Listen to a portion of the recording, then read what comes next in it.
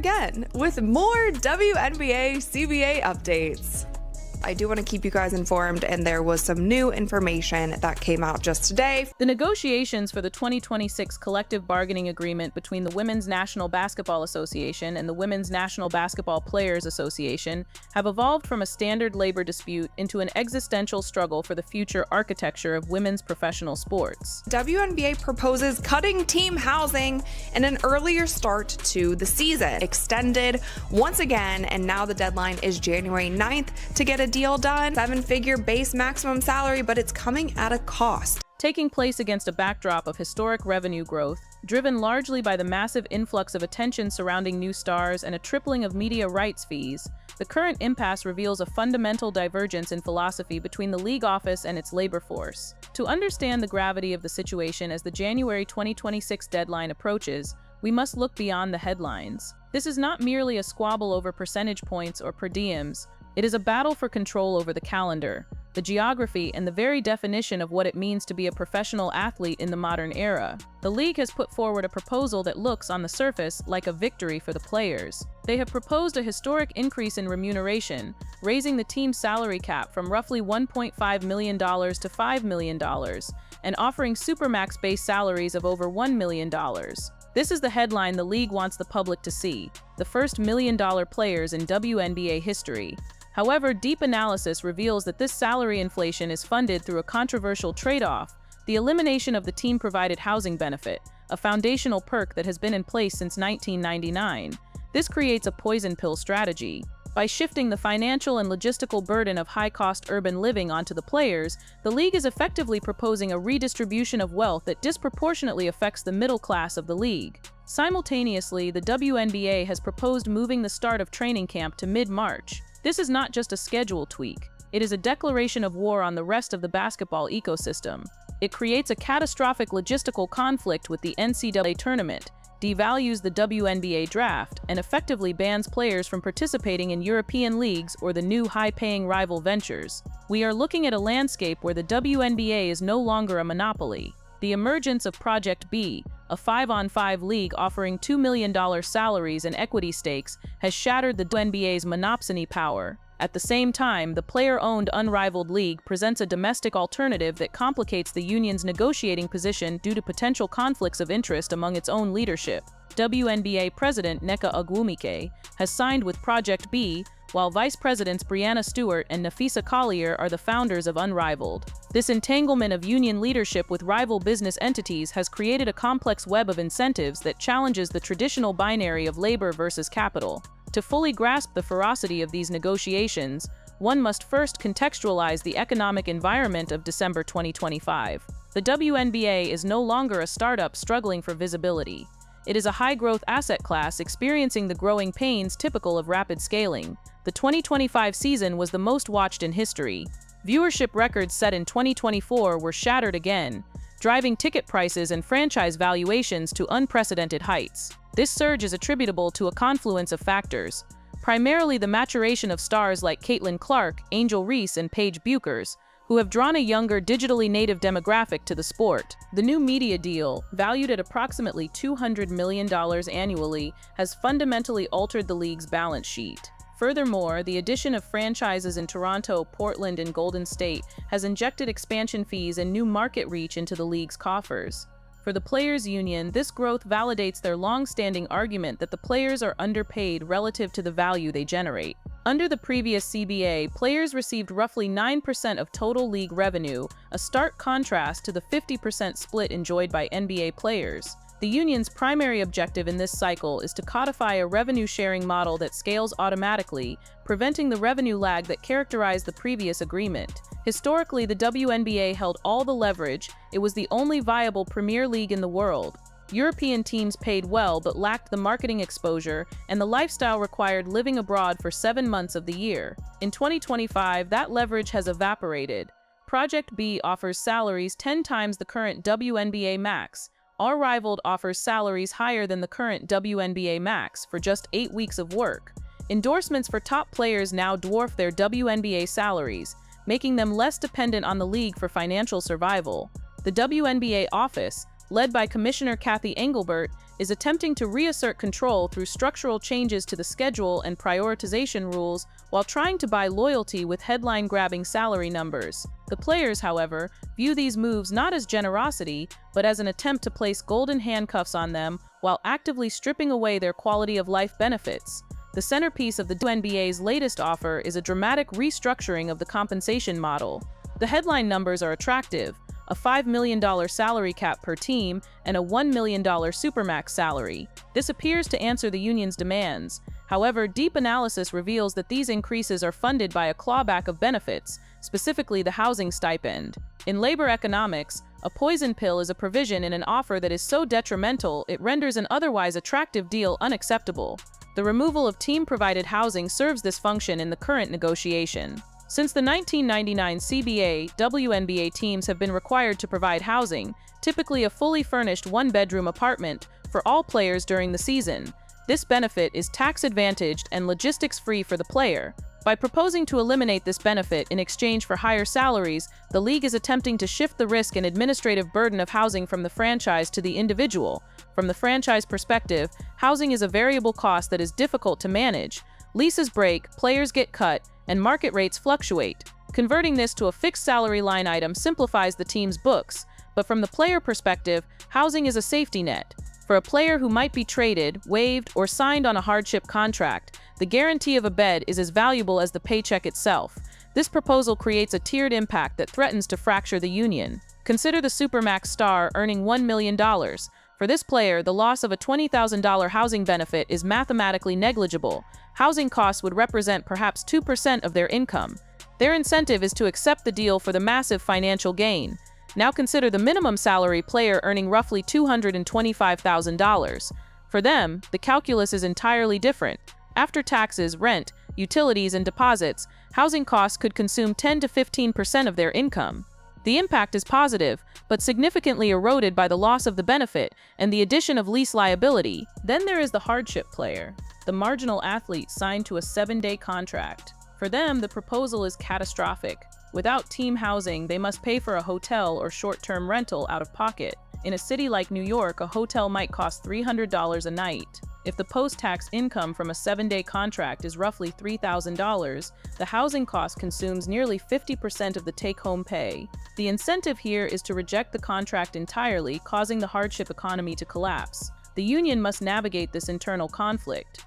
The Stars are negotiating for a deal that ostensibly benefits them the most, while potentially hanging the rank and file out to dry on logistics. However, strong solidarity statements from veteran leaders suggest the union is holding the line, arguing that the proposal makes no sense for the younger players or those who get cut and are stuck in leases. To fully appreciate the impact of the housing removal proposal, one must examine the specific real estate markets where WNBA teams operate. The value of the housing benefit is not uniform, it is geographically weighted.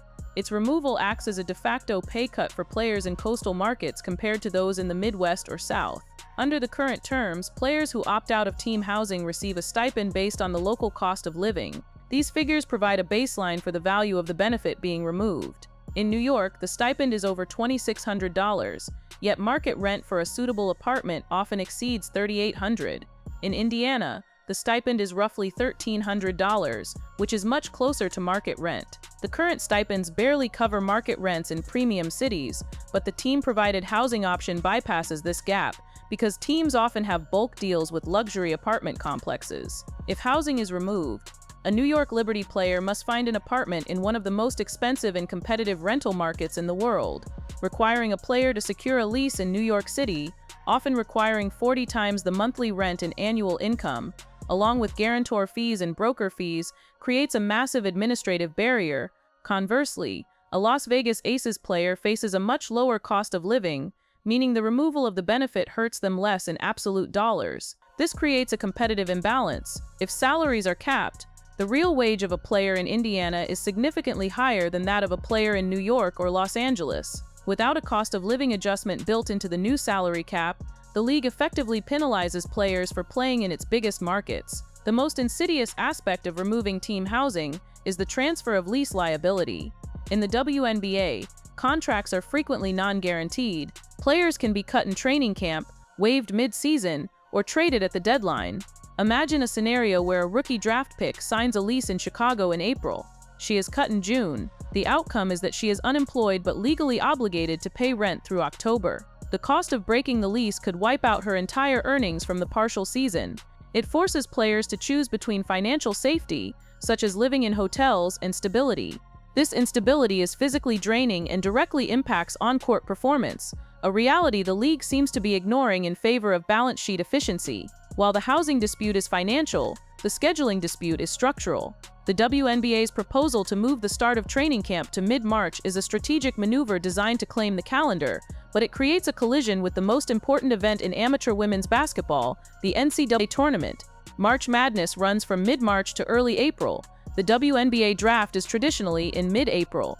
If WNBA training camps open in mid-March, they will begin before the college season ends and before the draft occurs. This creates a massive conflict. Consider the zero-rest problem.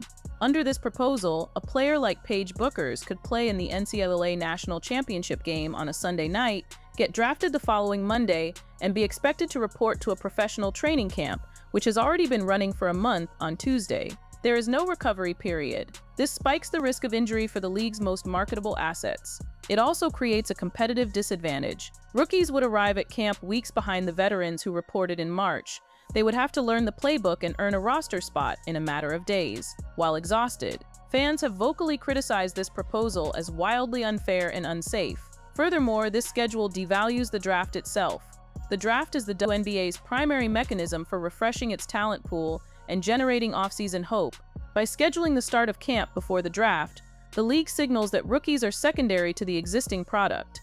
Teams would be practicing with incomplete rosters, and coaches would have to install systems without knowing which key rookies they will acquire. A proposed mandatory draft combine would also conflict with the NCAA Tournament, forcing players to choose between their college team and their draft stock. Why would the WNBA propose such a logistically flawed schedule? The answer lies in exclusivity. By starting in March and extending the season into November, the WNBA occupies 9 months of the calendar. This prevents players from finishing European seasons, which end in May. It cuts the Unrivaled League's window short or eliminates recovery time. It makes participation in Project B, which runs from November to April, physically impossible. The WNBA is essentially saying that if you want the $1 million salary, you belong to the league.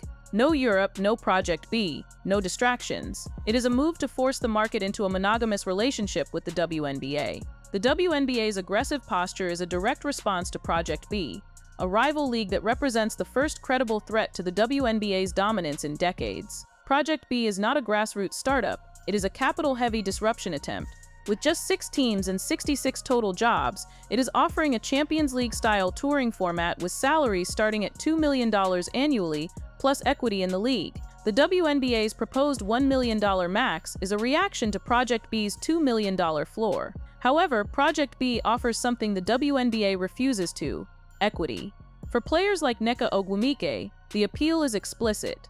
The structural difference allows Project B to attract talent even if the WNBA matches the salary figures, because the upside of equity is theoretically uncapped. However, the funding behind Project B is the subject of intense controversy. While co-founders deny direct investment from the Saudi Public Investment Fund, they admit that Sela, a subsidiary, is a major event partner. Critics argue this is sports washing, using women's sports to launder the reputation of a regime with a poor human rights record. This creates a dilemma for WNBA players who have historically been leaders in social activism. Yet, the money is too good to ignore. A $2 million salary is generational wealth. The defection of the sitting president of the Players Association to Project B is a catastrophic failure for the WNBA, suggesting that even the leader of the union does not believe the WNBA can offer a competitive package. While Project B attacks from the outside, Unrivaled attacks from the inside. This 3-on-3 league is unique because it is founded by active WNBA superstars Breanna Stewart and Nafisa Collier. Unrivaled offers average salaries of $250,000 for just an 8-week season, along with significant equity stakes for founding players. It addresses the lifestyle issue by basing the league in Miami to eliminate travel. The fact that Stewart and Collier are vice presidents of the WNBPA while running a rival league creates a fascinating dynamic. Are they negotiating the WNBA CBA to benefit all players or to ensure the WNBA schedule fits around their unrivaled season? Conversely, their ownership of Unrivaled gives the union a strike fund. If the WNBA locks players out, Unrivaled could theoretically expand its season, paying players enough to survive the lockout. This internal pressure forces the WNBA to accommodate Unrivaled or risk total alienation of its top stars. The WNBA's proposed mid-March start date is likely a shot across the bow at Unrivaled, attempting to compress its window. The union is negotiating from a position of unprecedented strength, but also unprecedented internal complexity. The arrival of Caitlin Clark has changed the math. The league can no longer claim poverty when ticket sales are up triple digits and merchandise is sold out. The union's argument is simple: the pie has grown, and they want 50% of it. They are demanding a revenue-sharing model that kicks in immediately. But the union's biggest challenge is maintaining unity between the haves and the have-nots. The WNBA's proposal of high max salaries and low benefits is designed to wedge these groups apart. If the union rejects the deal to save housing, the stars lose their million-dollar paydays. If the union accepts the deal, the middle class loses their housing safety net.